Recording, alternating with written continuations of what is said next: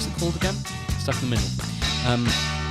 Hello, and welcome to the Stuck in the Middle podcast. We are back for what is our third episode, but technically our fourth, but there may have been another episode that we did at Christmas, which might not have released because we got a bit dark. As tends to happen to everyone at Christmas, you have your sad, quiet moment of existential crisis in quiet contemplation, don't you?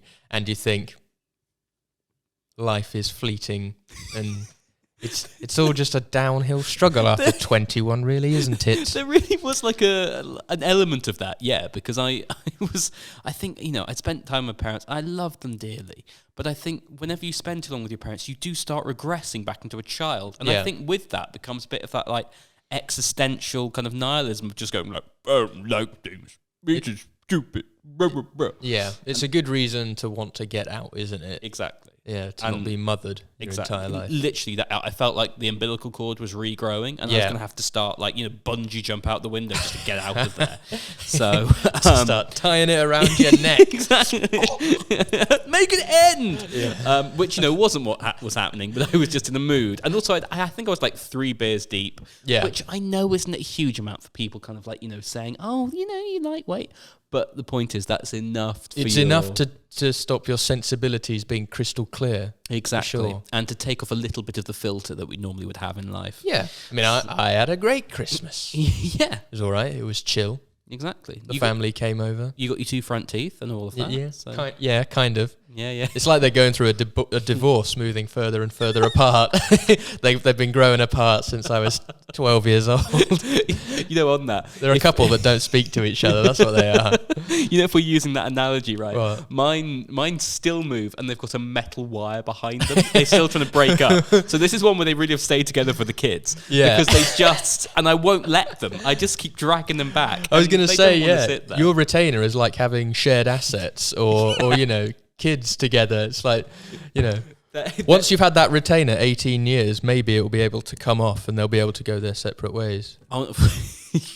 Well, I just vanity ends. Yeah. When I when I've got the kids going off to university, we don't need to be together anymore. Yeah. Wow. Yeah. And this is a really dark teeth analogy, by the way. You see this, and this is why when we're in a slightly darker kind of sense of humour mood, this wasn't great to watch or listen to because it was just it was a sad. bit. I think as we explained, for a lot of people, as much as Christmas is a happy time, it's like the cherry on top of the year almost, isn't it? But with the closing of that year, before you've really thought about the next year, it can sort of be a time of reflection to think, well, what have I done in the past year? And for a lot of people, they might not have done that much in 2021. Well, I mean, because they checked the diary, January to late March, stayed in. It's like, I mean, yeah. I suppose, yeah. I mean, I'm not really sure what year I had last year because I felt like I developed a little bit. Right. I enjoyed my job. Got a better job and got a new apartment. Making money, doing something I liked, most of the time. Yeah. Biggest problem with it was that I didn't seem to do what I liked enough of the time. But that's kind of changing for me, and I'm now starting my own business in 2022 and trying to go all that way. I know. Follow here. Yeah. Follow here. Infographic. Yes. Please go to raggedyhouseproductions.co.uk. Have a look there, or email Jake at raggedyhouseproductions.co.uk if you'd like to know any more about things like our podcast studio. We also will come to you or go anywhere else, and there's more cameras coming if you'd like more angles and lighting equipment, offering bespoke packages as well. Exactly. Well, I mean, and I love podcasts simply because they are I think they're if you're a business and you want to kind of have a little bit of a better image, I think just having the people in charge sit down and just talk about your product, if people can see how enthusiastic you are about what you make, it's a very modern outreach. Exactly. Type of marketing, I think, isn't it? I love it. I mean, I think every About Us page on a website should have a podcast. Yeah. Of why did you start the product? How did the business get here? What's your ethos? It's the sort of slow burn information I feel like you can get from a lot of businesses that it's worth picking up on. Yeah. Exactly. And also as well, because you don't cut, it is so hard to script. Yeah. So like people, only sociopaths can lie for like an hour. Yeah. You know, there's not at a certain point you can't. And there's the can't do camera. it The any camera further. as well. You can quite clearly see our intent Exactly. on the camera. Exactly. Well, I mean, yeah, I'm not sure. Do you think we're going to need more angles than this that we're at? I also feel like I'm letting the viewers in on conversations that we should have had off air. Maybe discussed how many angles we were having. Exactly. And well, right, it's all really expensive. I think we should get yes. a fisheye lens head camera each. So it can sit right there. You know, like that guy, Francis Bourgeois, who loves trains, and he has his like weird God. little his head cam on to show like under the microscope his 110% enthusiasm. That's what we should have. You know what? And it can be like a facial lie detector to pick up on your emotions. Oh God! You know, I know that I'm on the precipice now of precipice, Yeah, that's of becoming like an adult and still being a child. That there's a part of me that really wants to mock that bloke, but also another part of me that's going, he's doing what he wants to do, and that's fantastic. My only reaction to it was, God, I love his enthusiasm. It's like, I don't care about trains, but I just love how enthusiastic he is. Then you are more of a grown-up than me. I still, it's kind of like, dude, you're a grown man chasing trains. Like, I can't I still have these moments where I'm just like, I almost have to like quell the feelings to say like, what a nerd. Yeah. Whereas in the past, I might have been like, there is only one cool thing in the world, and that is 80s rock, and nothing will ever be as cool as it. And because that's the thing I like. Oh, right, okay. I was going to say, and ironically, it's not that cool. Hey, don't you dare okay, say I'm that sorry. about 80s I'm sorry rock. about 80s rock. We've still got standards to uphold, and they still can't besmirch the name of 80s rock, okay? Okay. Yeah. Okay. I mean, I'll shred my words then. Thank you. But from now on, I feel like I just let people, if it's not hurting anyone, yeah, and it's, a hobby that isn't harmful to him, yeah, he seems to enjoy it. Good for him. Yeah. I've got there as well about religion. I think we've talked about this before. Yeah. You're probably less so. I find I'm in withdrawal from religious debate. It's like I've sort of gone clean from it, but I find myself falling off the wagon every so often when I see something really bad. Yeah. Well, I more have got to a place where, because I used to be really, really atheist, and I used to really hate all religion. I've got to a place now where it's like, you know what? Does it make you happy? Yes. Does it make your life easier to understand? Yes. Then you do what you need to do. You do you, buddy. Exactly. Yeah. And like, if you... I don't mind that your IQ is below 100. It's fine. Well, no, but that's... I was trying to have a nice conversation. See what I mean? Here. That's me falling off the... I've fallen off the wagon. I've fallen off the wagon again. Come on. Ah. It really felt like that. Just kind of like, thank you. Oh yeah, what I didn't also mention is, so this desk in front of Tom, you can run a radio show off this thing, and it's got presets in it that we didn't put in.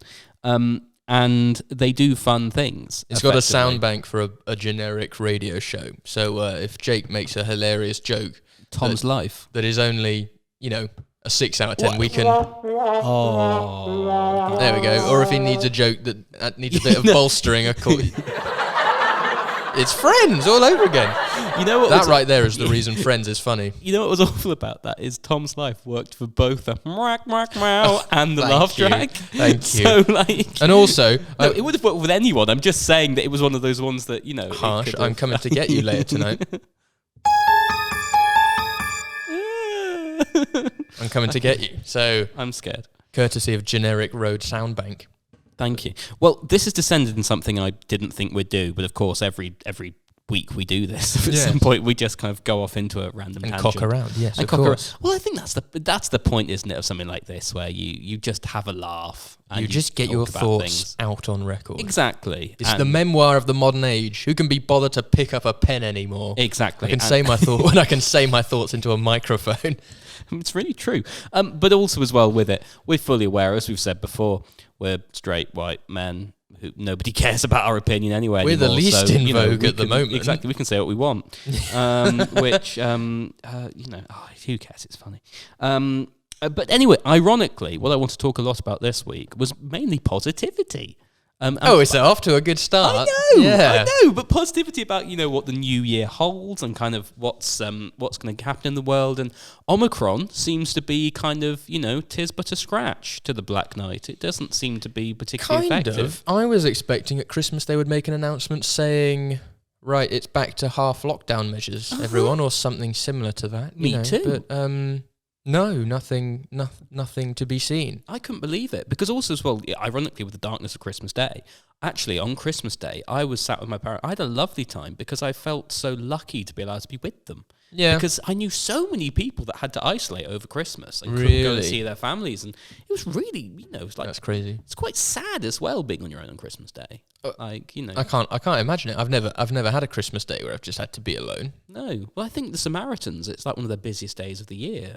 People just calling up and like, how are you? Can we just chat? Yeah, just they're like, so my Christmas tree, so it looked like a really good place to hang myself. Like that's what we're talking. Like, I think it's like a proper like suicide day because like people are so sad. That's a shame, isn't it? Well, it is. But they always say Christmas is a time for family, and if you don't have any, it can be quite depressing, can't it? Yeah. Poor Harry Potter. Yeah. Positivity. Yeah, positivity. Exactly. I mean, I suppose in one way we started on a positive theme, talking about just letting people have their thing, enjoying their jam and having the wisdom that comes with age, just to be like, people are different. We don't need to die on every hill to kind of be like, just be more like, you do you. Yeah, I think definitely. That's a positive start to the year. I wish as a society we were better at doing that. Well, I kind of do as well, yeah. Yeah, it would be really nice. Although, speaking of positivity, we watched Rent the other night. Well, that's a positive. It's positive a lot film, of positive, and also I've been watching a lot of HIV positive. I know that was thank you. That was the joke. I mean, thank you for come on, don't take it seriously. But also Tick Tick Boom. I've been watching a lot of as well. The Andrew Garfield, Lin something thing on Netflix with Lin. Yeah, that first time director Lin-Manuel Miranda, which of Hamilton fame, and did an incredible job. He did, didn't he? Yeah. With first time direction. Fair play to you. Absolutely. Yeah. But that all was kind of I found Tick Tick Boom very inspiring because really the main function of it was telling a story about a composer, Jonathan Larson, who basically was struggling, and he was a very creative man and had all these ideas and wanted to do all of these things. And the writer of the award-winning famous Rent musical. Yes. And tragically, basically, so this guy spent years writing and trying to, kind of come up with his masterpiece. Exactly. And he was the archetypal struggling artist. Literally in New York. Like you can write the story yourself. And then he wrote this musical. They went through previews, all of this stuff. Literally in the early hours of the morning before the opening night. On his opening night. He died of a coronary brain heart. Brain aneurysm. It was heart, apparently. Oh, it was a heart. It was, either one's not good, but he had a very rare heart condition, apparently. And he never saw that Rent was 14 years on Broadway?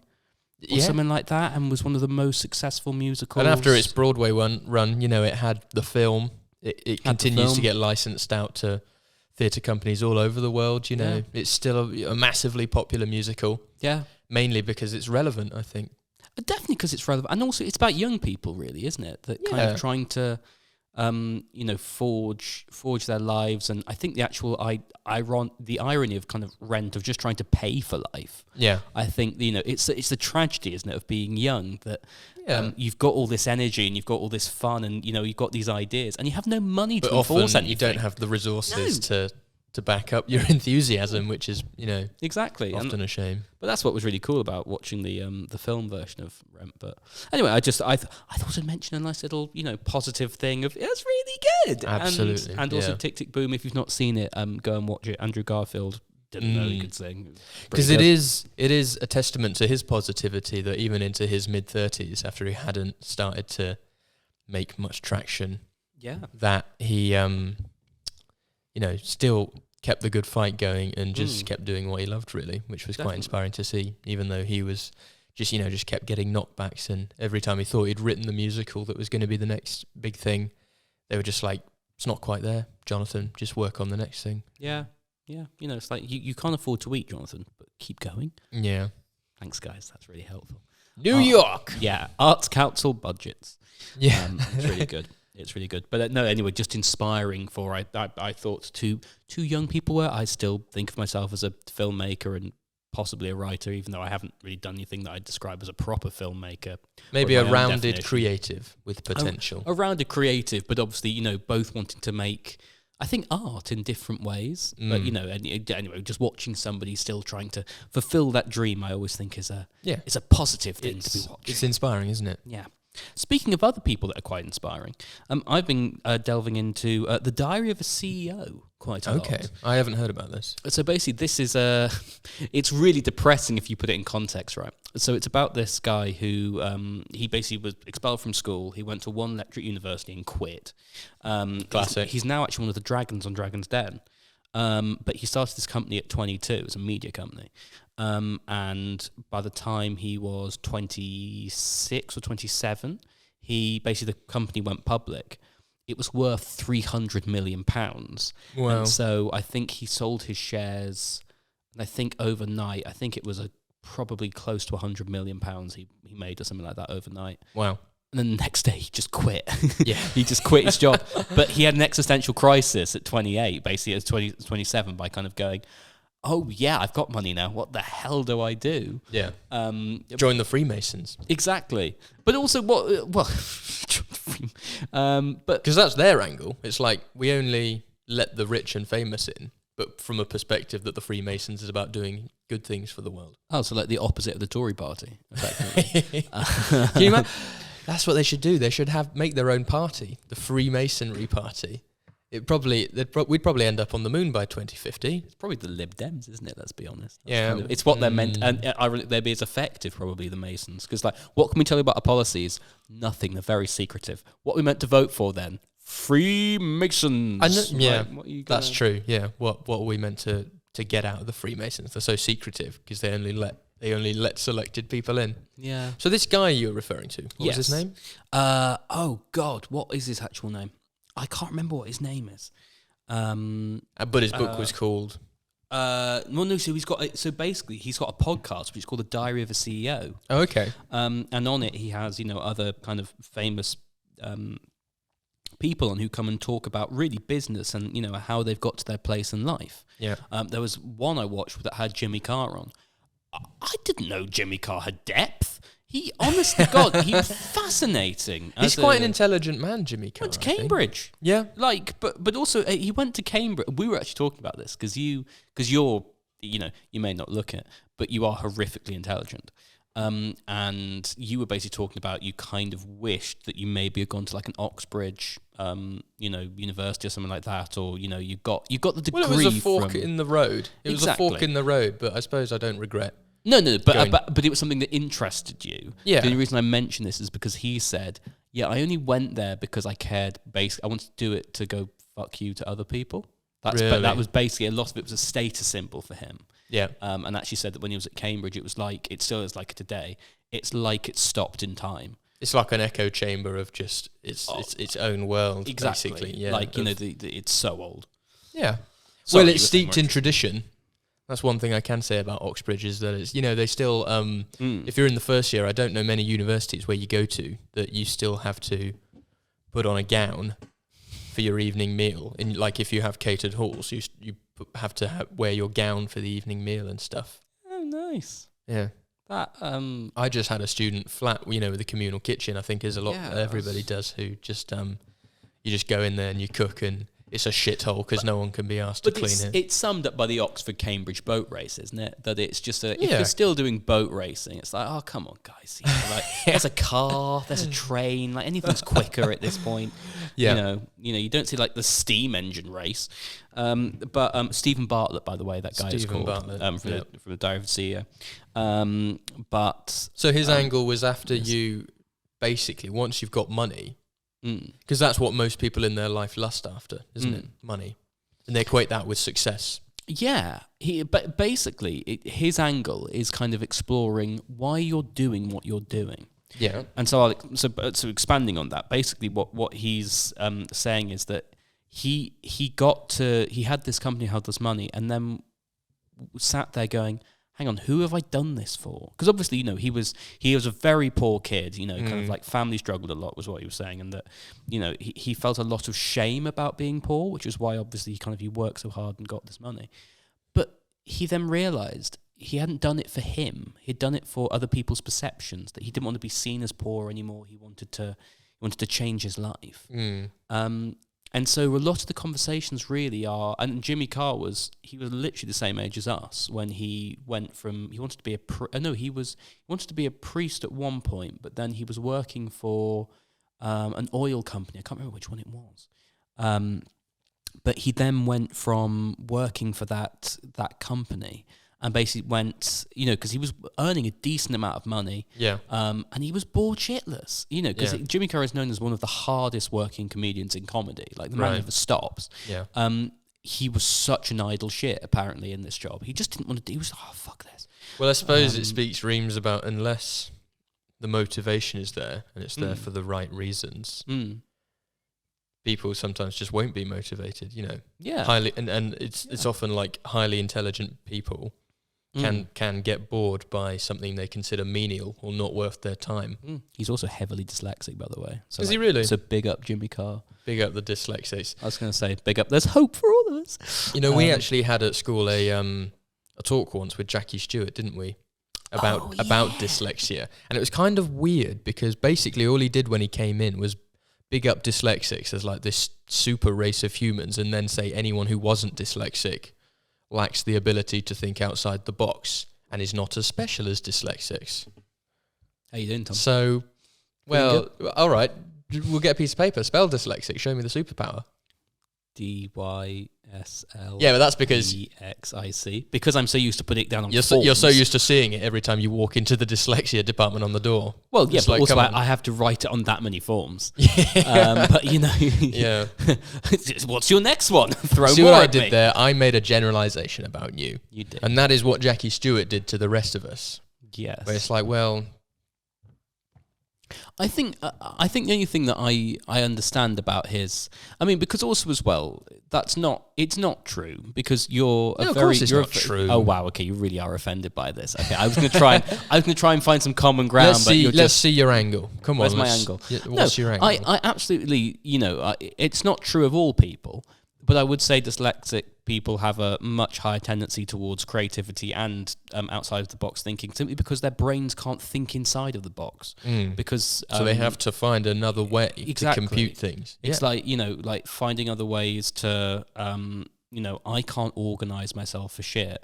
I can't, I look at a problem and I always I look at it a completely different way to normal people. Yeah. Because my brain can't look at it in a helpful way. It's like an office environment. I hate the idea of, anything of, I don't know, because your brain doesn't quite compute things properly. It does, or not the standard of something proper. It does give you ability to have more imagination. Not always because you're just more imaginative, but because you kind of have to, because your brain. Yeah, that's how it works. No, I get that. Yeah. And some people aren't super robots and can learn a musical track by hearing it once. I just thought it was interesting how he was an advocate for almost dyslexia as like a superpower, though. That was my angle. Instead of coming from a point of view where he was saying dyslexia won't hold you back in any way. You just need to find sort of your niche, discover what, dyslexia does to you, what it's made you much stronger at. Like it's like when you're blind, isn't it? I suppose if you don't have a sense of sight, you develop superhuman ears. Or it's like that. If you're not very good at literate or literate communication or comprehension, you probably find another way to absorb your information. And rather than from the aspect of saying, well, it's just about finding what works for you, really, and run with it. He chose a very different angle. I think the reason for that is that he probably grew up in a time where he went to school and would have struggled very badly in English lessons, in maths lessons, in any lesson really. Yeah. Because he couldn't understand it. he may have been very bright, but had no way of putting it down on paper or saying it. Yeah. So you need to become disruptive. I'm basically from my own experience saying basically what happened to me, that you become you become disruptive or bored because you can't take part in something properly because of how education is structured. For example, with me, philosophy and ethics, I took when I was doing my A-levels. I dropped out of my A-levels. But I verbally, the teacher told me I'd get an A star if I could talk the exam. Yeah. The highest I could get on the paper was a D. Right. And it was like, so if, What they if, should if have it's in in- your head, though, if Yeah. you go, I was going to say what they should have in philosophy and ethics. Did they not have a part of the syllabus that was being marked on debate, like using a simple debate forum? yeah, on paper.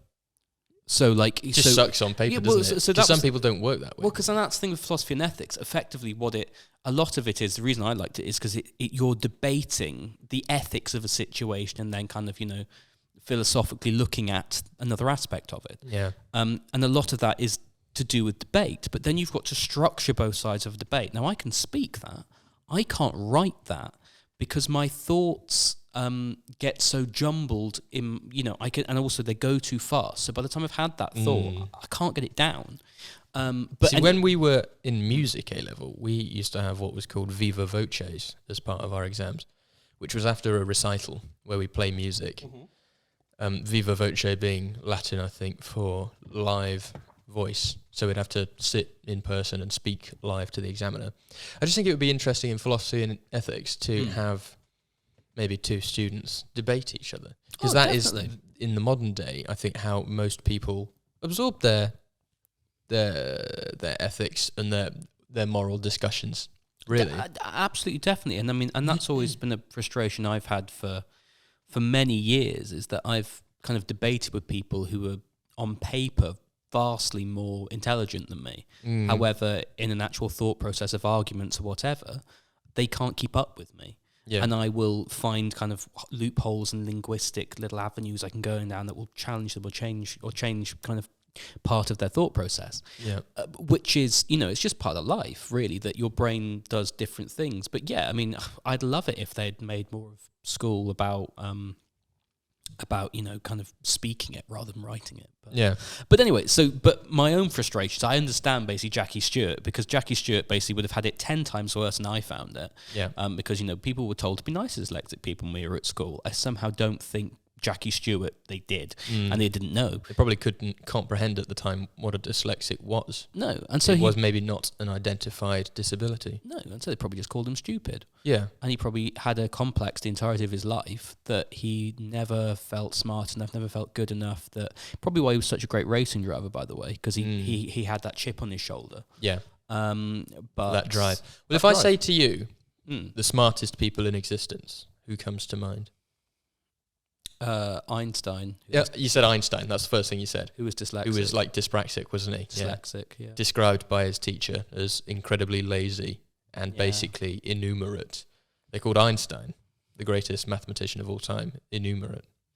Yeah. But apparently he wasn't very good at conventional arithmetic, like 7 times 7 sort of thing. Yeah.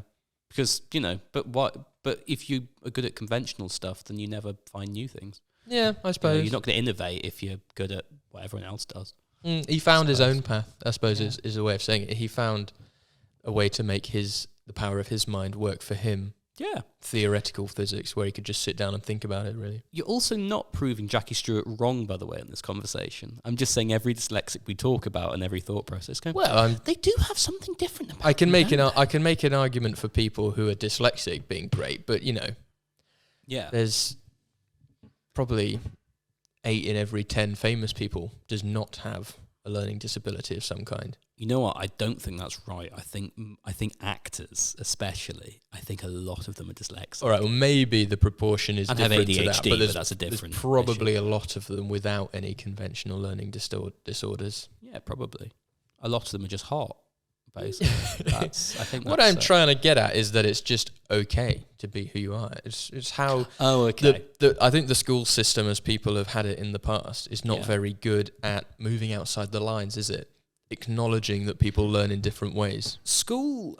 What school is if you're very good at learning by rote, i.e., you have a good memory for things that can be written down or absorbed through reading or even auditory communication, like you listen to the teacher, or maybe visual communication, like you read it in the book, you remember a picture of a graph, you remember something out of a geography book, like a schematic. Or photographic memories can fuck off, by the way. Yeah. If you've got one of them, you lucky fucker. If you've got a decent memory and you can learn by rote, you can basically get through school.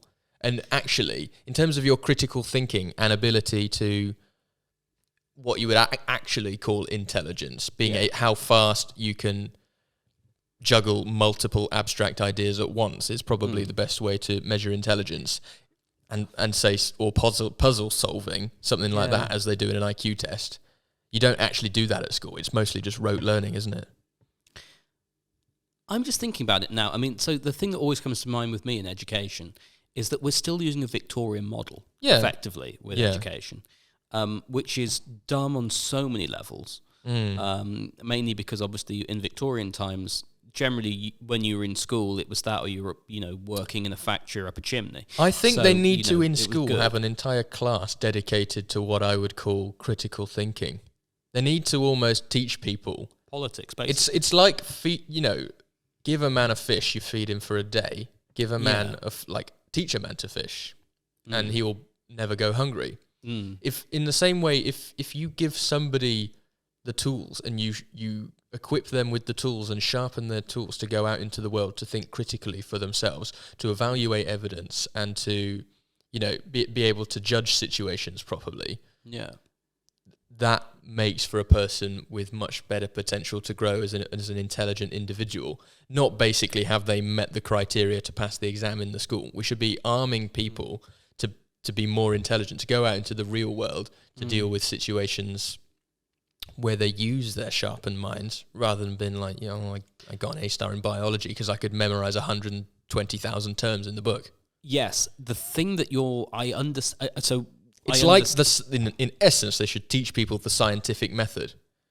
It's like evaluate your evidence. You should do that in science. Yeah, in GCSE science that we all had to take. That you should But what they do they just teach you the science in GCSE science. There never seems to be this underpinning of, really, at the core of everything is the scientific method.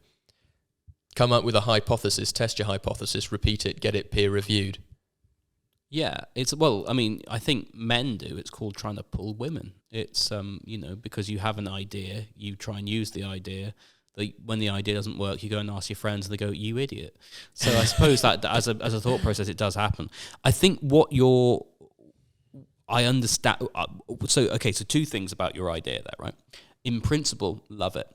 One, and you'll probably love this. I think probably a good 2/3 of the population do not have the intelligence to actually take part in said class that you're talking about. I think they would. Well, for example, I suppose it sounds silly, but on an ability level, if you just put people of similar abilities together and got them to debate about issues there, well, lower abilities could debate about, is abortion right? That's in terms of moral ethics, that's probably a pretty simple question. Whereas the higher sets could, talk about, landlordism or the common market, or things that are, have multiple factors going into them in terms of their moral ethics, or even moral ethics itself. Is are morals concrete from the divine, or are they subject to society? So what age group will you teach this to, out of interest? No, I would say you have to teach this to an almost fully developed mind. So you have to, from where the adolescent mind is starting to become set, 16 to 18. So 16 to 18, way too late. You are not it's like with languages in this country, right? Like we should start learning languages when we're like 4 or 5, right? We shouldn't do it when we're like 11. But so the reason I say too late is because by 16, effectively, and we went to school with them. I was a fucking nightmare. Well, I wasn't that bad, but I mean, I wasn't good. But by the time you had a hard time being told what to do, and I still do now. It's not like you were unintelligent. It's just like you had a hard time Well, being told to do stuff like your homework or whatever. And if I could go, well, that's stupid, and you can't give me a reason that that's not stupid apart from just do it and not doing it. But which I think is quite logical thinking, as Jackie Stewart would say.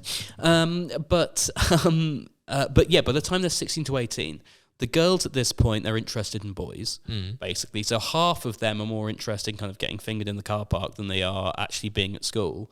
The boys are more interested in fingering said girls and playing football and probably video games. True. And and half of them, there is definitely a level of cognitive ability where some people like routine, some people some people are genuinely meant for manual labor because they find it freeing. Not everybody has an ability to critically think and basically explore their own ideas. And one of the big things I come across a lot in my own life that I find fascinating is people don't have an ability to self-reflect on their own lives. They just do. Well, that is a core of what I'm talking about, really. But some people don't have it built into them. It's that basically that's what I'm saying, is that I don't think everyone's brain can do it. I think everyone has access to the same potential. I think what you're talking about is sort of wisdom versus knowledge. Definitely, but also that the environments that you'd have to create for this conversation to even happen are going to be so rare. I just think you'd be lucky if you got 1 out of 3 of the kids to engage in this. Right. But it's more. I totally get there's a deeper thing with it that I find even beyond critical thinking. The thing that I find incredibly frustrating is that they don't prepare you for life. And what I mean by that is that, and I remember having arguments with my maths teachers. Again, failed maths. I took it again. It was fine, but I had a crap teacher. But I had an argument, about algebra. Right? Algebra is dumb. Yeah. And I think there are probably like 3 or 4 professions that I can think of. So you don't accept the argument that mathematics is the language of the universe? Well, no, because genuinely, I think in 98% of people don't give a fuck and don't have the brain that would understand that. Well, that's just the equivalent of saying they can't speak the language. Not that it isn't the language. I think you're looking at this way too much from an academic. I'm trying to put myself back into being a 16-year-old here. Right. And so, but with that, with maths, fuck algebra off. Teach us about taxes and about how you manage debt and what mortgages are and how you budget for a family. Or there are so many things based around maths that they could actually teach you to quite a high level that would be so useful. Yeah. And they choose not to, because I'm into the conspiracy theory that the government likes everyone to be in debt because debt creates control. It's one of my things about mortgages where I do understand that you can do this thing of making your money work for you. I think being in debt is almost rewarded, isn't it? Being in debt is rewarded and it's encouraging society. But my point with it is that I think a lot of our education system is not set up to make us smarter. It is set up to get us used to an office environment where you go, yes, sir, no, sir. Even the times that we're in, it's generally from 8 till 4 or what should be 9 till 5. Yeah. Even though I'm an advocate for what I've just called a critical thinking class, I don't think I'm as cynical as to say that it's on a governmental level of control or in their interest that they keep us punching our cards. Oh, I think it is. I think I don't, because fundamentally, if you look at society, right, if you think about especially in a capitalist society, if you think it's like, 5% of the, 95% of the wealth is with the top 5% of people basically in the country. Yeah. It's some statistic like that with everything, right? And that's because in the capitalist hierarchy, you then have basically ways of making money. It's worse in America, but obviously, kind of like, so if you've got an idea, so you start a business, you grow that business. Below that, you then have several layers of management and jobs and everything like that in it. Now you've got the entry level jobs. Yeah. You've then got the kind of coming up to middle management. You've then got senior management. You've then got CEOs, and the board members, and then you've got the owner or whatever. But the point is, there are more jobs in the entry level than there are in any other part of it. And but to function in society and actually have a job, you need to almost have your brain numbed that you won't question what you're doing with your life if you're doing the same shit over and over again. So there's from their point of view, there is absolutely no benefit to having a society of people going, hang on, I can critically think and I'm way too smart to do this job. I'm going to kill myself. It's almost like we can all read as many inspirational quotes as we like, saying, follow your dreams or whatever. But that bottom layer of the pyramid, if you've described it, that's the bedrock of society Yeah. that we need to function like people who look after the infrastructure, who do menial jobs, who transport goods, things like that are considered, unskilled labour jobs. But that part of the pyramid has You to need exist them. to keep the country going. Completely. And so that's, I mean, I'm all for educating people. I think it's just more, what I hated about education was that it's a one size fits all. And it's just not that simple. With with everyone had different skills, I remember. Everyone had different abilities. Everyone had different ideas. No, some people didn't have any ideas. But that's fine. You don't have to have ideas. But I don't know. I'd say you should, even if you're not it's an ideal good world, at learning isn't it? in some way, your brain is on, isn't it? You got to have some ideas. But then, but in fairness, part of my own thing is I don't understand, because I've never been able to understand it. And actually, reason I mentioned God at certain points, I wish that I was religious because I think it would solve a lot of It problems. takes away some of the anguish, almost, doesn't it? Yeah. So, I've got all the ideas figured out, man. It's the big guy in the sky. He literally, everything's a plan. It takes the weight off your shoulders of having to worry about another thing of like, well, what's the point of all the struggle, basically? And you don't. It's not always helpful. No. Having that struggle. Sorry, I had a point there that I was trying to make, and I've completely forgotten what it was, which is really good on my part. About a particular type of learning? But yes, so the learning, that was very frustrating. Just the idea of, it's so lazy as a way to educate a group of people. But I suppose what they're trying to say is, it's like collateral damage. No system is perfect. They're trying to, in terms of, let's say, budget or effort, for the least amount of effort or the most efficient way, they're trying to educate the maximum amount of people. And the fact is, in a normal model, most people learn a certain sort of way, or at least, even if it's not their preferred way of learning, they respond to the type of learning that is implemented for the most part. But then what does it say to you, though, that generally the people that end up running... I heard this fucking hilarious thing. I can't remember what it was, but like, so it was basically something like the people that like with GCSEs, I know it's numbers now because it's because why wouldn't it be? But so the people that got D's, what the other way around? So the people that got A's, they work for other people's companies. The people that got B's, they managed other people's companies. Yeah. The people that got C's, were basically started a lot of the companies, and the people that got D's owned all the companies because they. Interesting. So basically, that you can be the very, very smart people, or the people that do very, very well at school. They fit in perfectly with society. Yeah. The problem is those people. It's like they thrive within a system exactly that is safe and is worked out for them. And you thrive on what society can give you. The people that got the D's and were told you're fucked, they thought about it and went, shit, I've got an idea. And that idea is effectively to do things differently. And I can see a gap in the market that people aren't doing this with. So they end up owning the companies. Then the people that have got the C's, they're like, well, I kind of relate to this. And so, I can manage your vision and your company. Yeah. And so, I will then deal with that. The people that got the B's, well, it's like, okay, well, you're probably the middle management at this point, and you can sort out a lot of what kind of C are telling you. But and then the people that got the A's, they're the ones that probably make everything work, but they've got no imagination. They're being told to make it work. So, I'm sure a lot of the people that work for Apple, a lot of the scientists, I bet you any money Steve Jobs did shit in school because I reckon he had pure ADHD and couldn't sit still. Maybe. That'd be interesting to find out, wouldn't it? I reckon all the scientists were geniuses, but they all just did what they were told to do because that's what society gets you to do. Yeah. Well, science, by its nature, or that sort of conventional learning, it's very, I guess, like we've been talking about for a while now, is kind of narrow-minded, isn't it? In terms of what it views achievement as.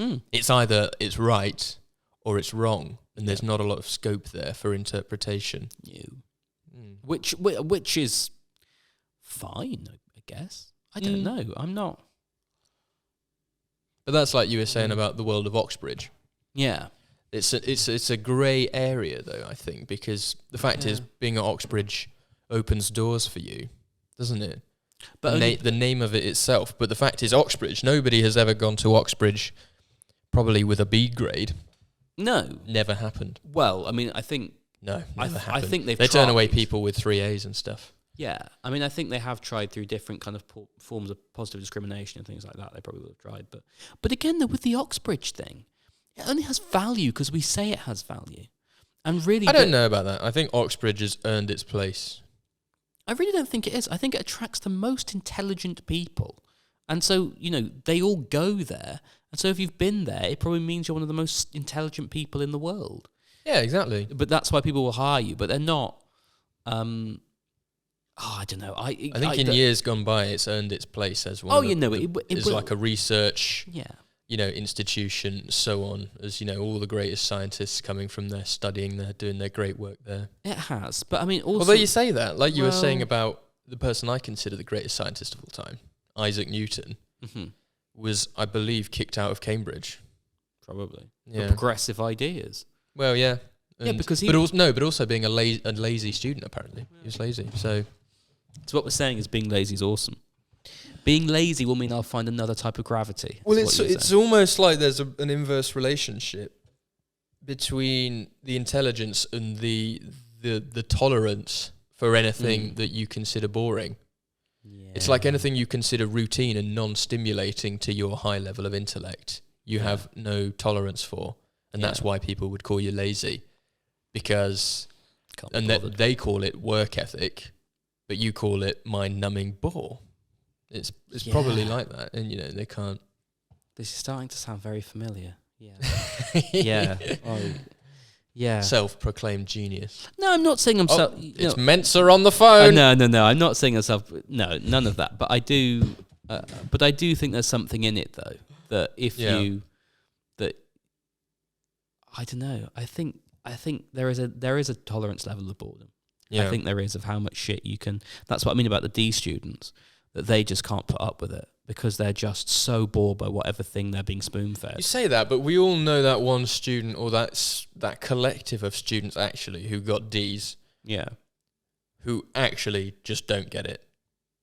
It's not like that they are, like you're describing, rejecting the system, or they haven't put in the work. They just don't get it. But they're also in my 2/3 of people that wouldn't understand your critical debate thing.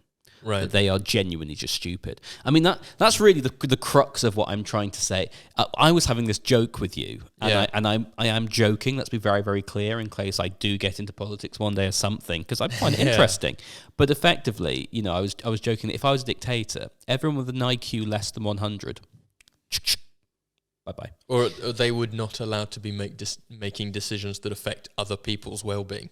For example. I don't want to give them the resources, because the thing is that everyone with the IQ is over 100 would just make robots. We literally robots would run society. All the people that you'd need to run society, no, you just use the robots, and and then the rest of the time we'd just spend our lives, I actually doing think creative things. If they could figure out robots, that would solve a lot of the world's ills. Elon Musk's pretty realistic. Because if we think that every person, like we've been discussing about the potential, I think everyone has roughly the same potential for intelligence. Yeah, I think there is a range, but I think there's a range bar of what I would call potential intelligence, and then in the actual world, I think is described by science as crystalline intelligence, where depending on what you've done in your life, like how much you've studied or what environmental factors have made you more or less intelligent throughout your life, like your schooling, your actual intelligence is up here versus down here. That's called crystalline intelligence, apparently. Right.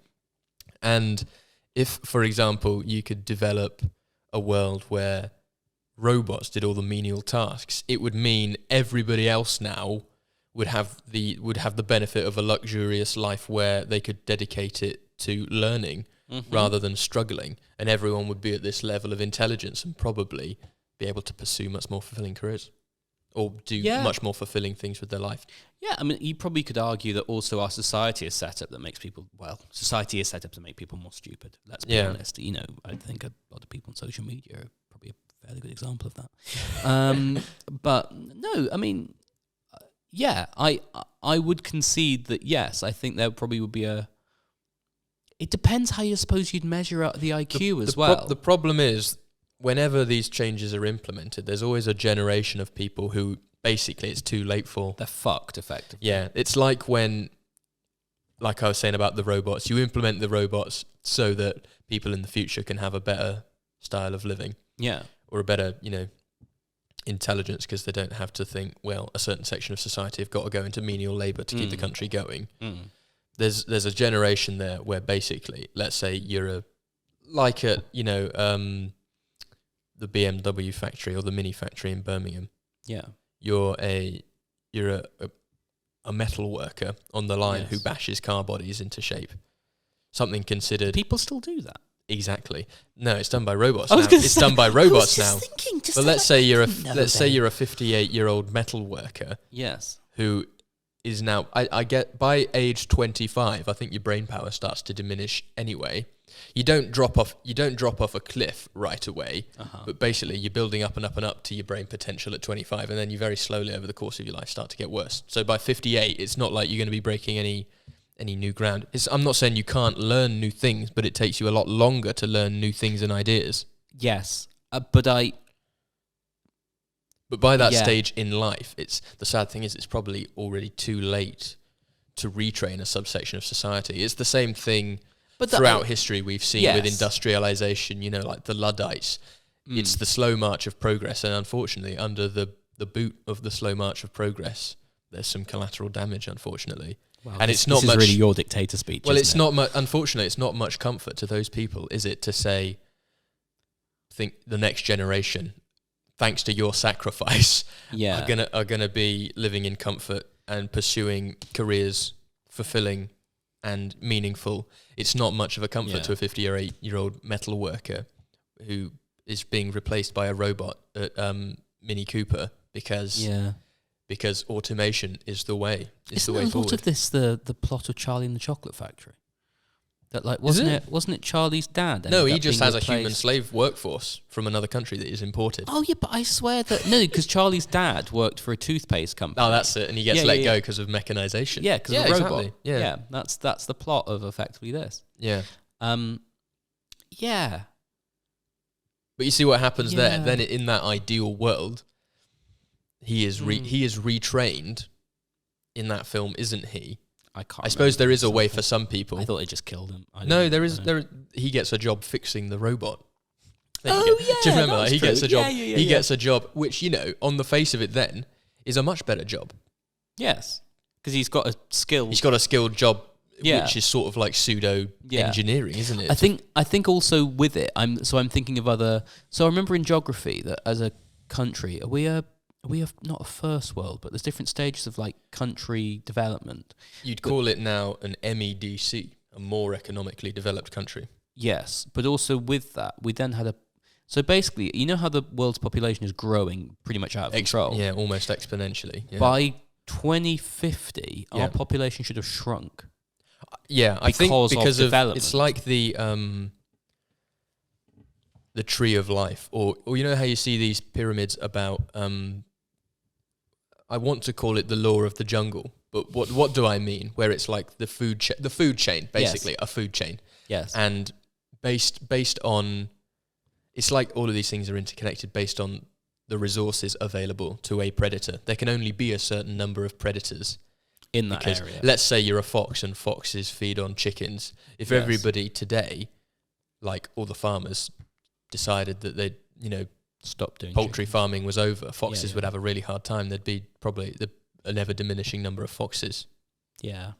So it's like, I think Yeah. with humans, it's like that. There's only a certain amount of resources the planet can sustain. Yeah. Certain number of people a planet with limited resources can sustain. Yes. Well, no, I completely agree with that. I was more the theory of why our country was diminishing, and I think a lot of that was Why the UK is diminishing. yeah, because the baby boomers are all going to die. They're all going to be gone. Immigration looked like it was actually going to have to come in. So basically, I think we might have hit it already. I don't know if we've got to it, where there are more people that take out of our economy than put into it. I Right. don't think we're there yet, but we're very close to it, basically, from children and old people, basically, which is why they're raising the age of retirement, because they're fucking terrified.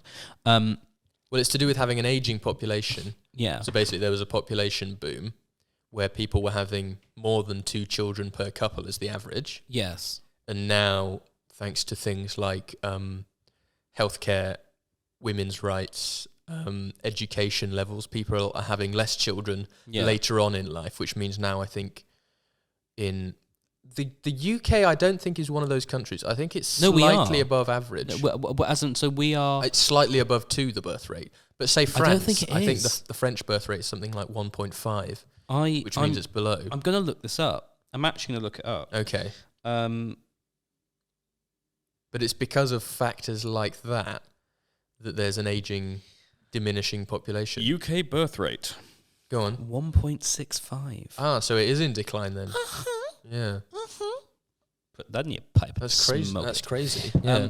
But also with that though, the idea that if we replaced everyone with robots, that I would have thought people would have a lot less children, because also it would be illogical to have more. Because Why so? You might find that people, now that they're not having to work such tiring, stressing, menial jobs, and they get better jobs and so on, that they have more free time and are able to start families. So my reasoning is, and it's because I've been looking at a lot of, because obviously, I'm 26, unmarried, no children. So you think that's no big stress at 26. No. But you think about, you say this, you're 26 and how many days? I don't know, like 5 days. Exactly. Yeah. But anyway, you think about these things, right? And so I was thinking about it and going, God, having children does look, I've always wanted to be a dad. Like I've always, being a dad always looked like the thing that, when you're looking at meaning, I always thought, I'd really love to have a kid. I just think it would, because I really like children. I've got, a couple of godchildren, they're fun.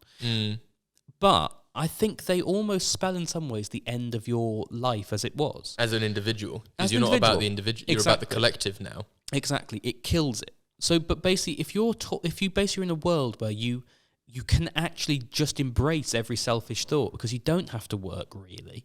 You can just kind of follow what interests you. I think people are not going to be having children as much. I think in that world that you'd get there'd be a lot fewer people wanting to have kids. Yeah. And that's more what I mean by it. Yes, there'll be some people that go, let's have 6. Fuck it, we don't have to work.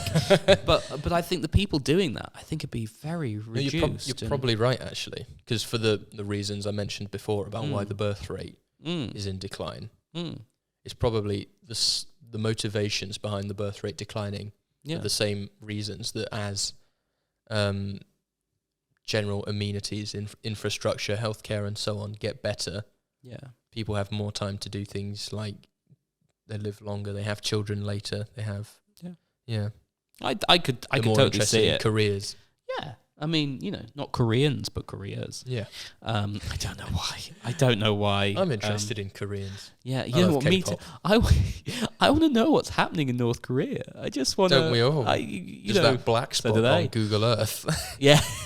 What's going on there? I just want to know. Just know that, why is he such a dick? I reckon in our lifetime there'll be a united Korea.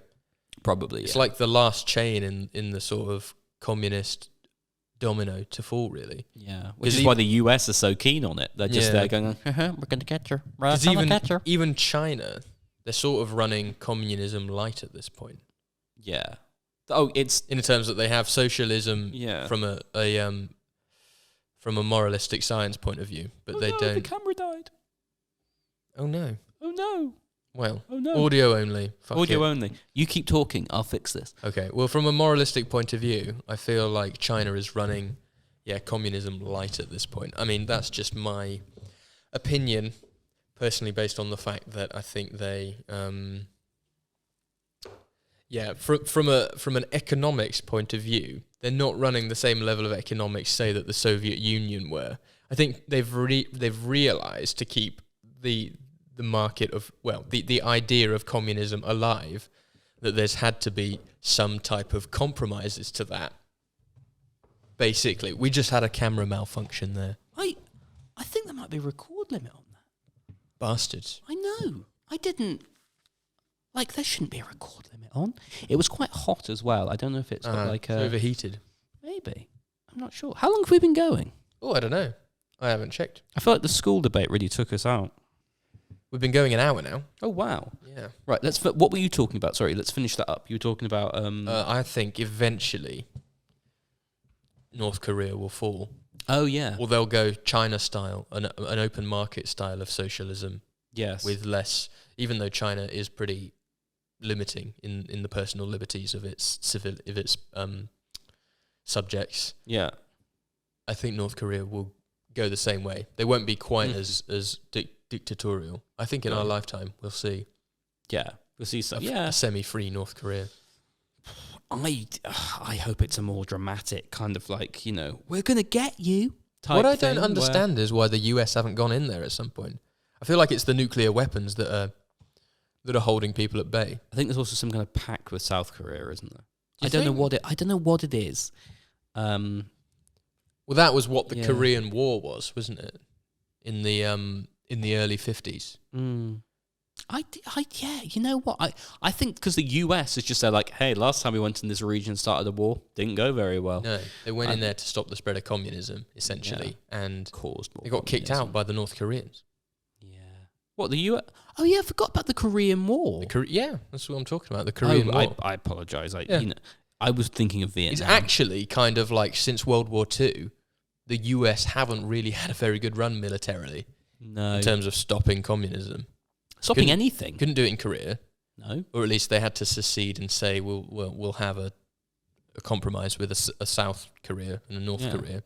Didn't stop it in Vietnam. Yeah. They had a South and North Vietnam for a while. Eventually that went the way of the dodo as well. Yeah. When did they last win a war, the US? I mean, it's tough to say, isn't it? Like, if you say the Cold War's a win, bollocks. It's a hard draw. It's not. What happened was the Soviet system crumbled over the weight of its own hypocrisy. Yeah. It wasn't really a win for the US. No, it was a hard draw. Yeah. Let's be honest. God, when did they? Afghanistan didn't win either.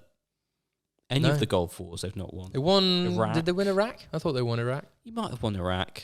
They kicked out Saddam Hussein. That was sort of a win, I guess. Well, it was. They found Osama. That's like the only win about Afghanistan. I was going to say, but also I suppose with Iraq, they won, but they didn't technically get their objective, which was to get rid of weapons of mass destruction. Now, whether you were lying about that or not, I don't care. You still didn't win. Yeah. Yeah. When did they last win something? Yeah, they haven't. Basically, the greatest country on earth hasn't won anything in America. Fuck yeah. America, fuck you. It's silly, really, but I don't get them at all. This has been all over the place. This one kind of has. This podcast is positivity and quite intellectual. I think on some level, not too bad. Not too bad. Yeah. Any facts or figures said in this podcast were absolutely probably non-researched at all. Not researched, and we know nothing about. And this anything. this is coming back to my last point about the critical thinking class. Don't believe everything everyone says to you. Go and fact check the statistics we give. You don't take it as read, you big moron. Thank you. Yes, that's I love. There's one thing to motivate people more than anything is to call them to their face a fucking moron, because they'll be motivated to prove you wrong. You fucking moron. Go and fact check yourself. You fucking moron. We have so few people in the audience. Please don't do this. Oh god. Okay. I'm gonna wrap it up there because there's only so much of you calling people a moron that I can deal with. Fucking moron. They love it because if I call them a moron, they'll be motivated into proving me wrong about everything I've said. So critical thinking, people, just fact check yourself. That's all you need to do. Okay, and thank you very much for Tom. That was yeah, it was really funny. That wasn't the one I wanted. What I wanted was I wanted this. I wanted Tom's.